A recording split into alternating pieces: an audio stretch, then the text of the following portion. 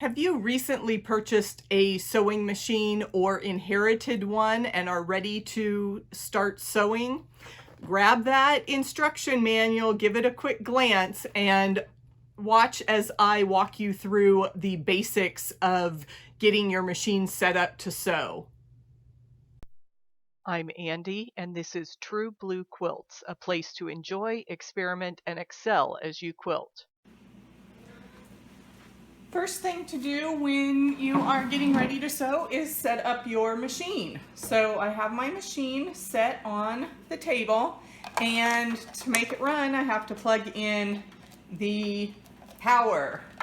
So power cord attaches to the machine, foot pedal goes on the floor, and you'll just wiggle that around and get it in a comfortable spot for you.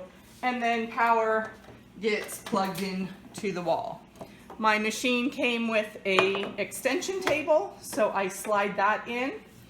I have my thread and I set that up according to machine instructions, so my machine is all threaded and ready to go.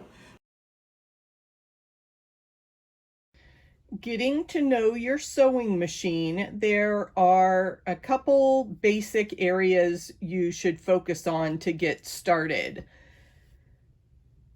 Thread, you need to understand the thread path through the machine, and most machines and all the instruction booklets give you a detailed diagram, so it's very easy to just follow those guides, but I will show you that in more detail. You also want to understand your needle position and presser foot, and also get to know that bobbin.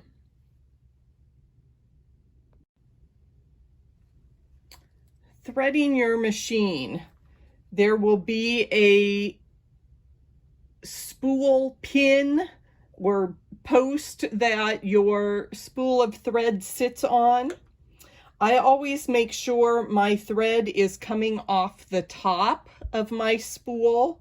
So if I turned it around, then you can see that thread is coming from underneath. So I just want to flip that around when I put it on the post and slide that extra piece in place to hold it there. And then I pull out a good length of my thread, and I am going to follow the numbers. I start by putting the thread on my machine. I have a metal piece there that I need to go to that far side, come around the back. So I've got a number 1. I follow that around to number 2.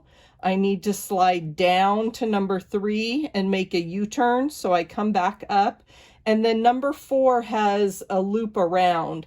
There is a metal piece inside my machine. I want to make sure I catch my thread inside that hook, and then I'm going back down the same channel and then push towards the back, and there's a number 5 down here at the bottom, and my number 6 is right at the top of my needle to make sure that again has a little catch, a little hook to hold the thread in place. And then I will thread my needle and be ready to stitch.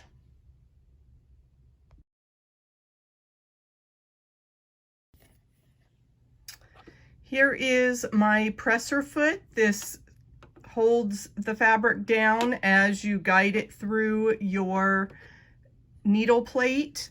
And I have a single stitch needle plate, so I would not want to do any zigzag stitching with this plate because there's nowhere for that needle to go. It's going to hit that metal.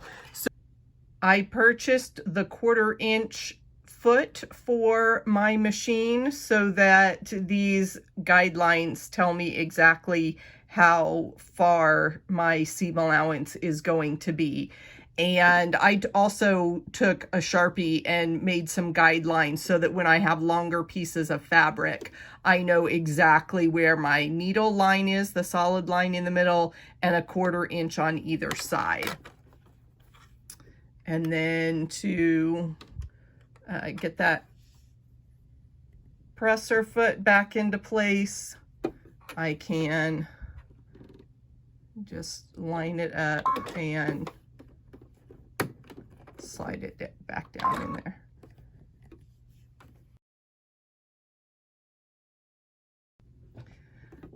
Another important piece in our machine is our bobbin. You need to understand how to get into that case. So usually there's some kind of lever there.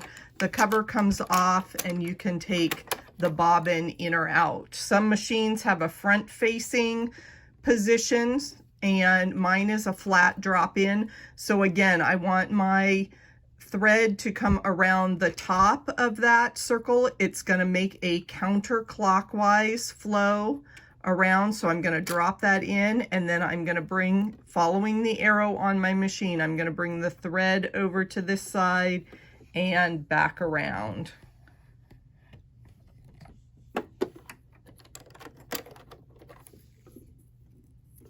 I want to be able to keep that thread at the top of the circle off to the left-hand side, drop the bobbin in, and then as I bring it around and catch that groove there, the arrow tells me which direction I want to have that thread flowing. There's also a diagram right here.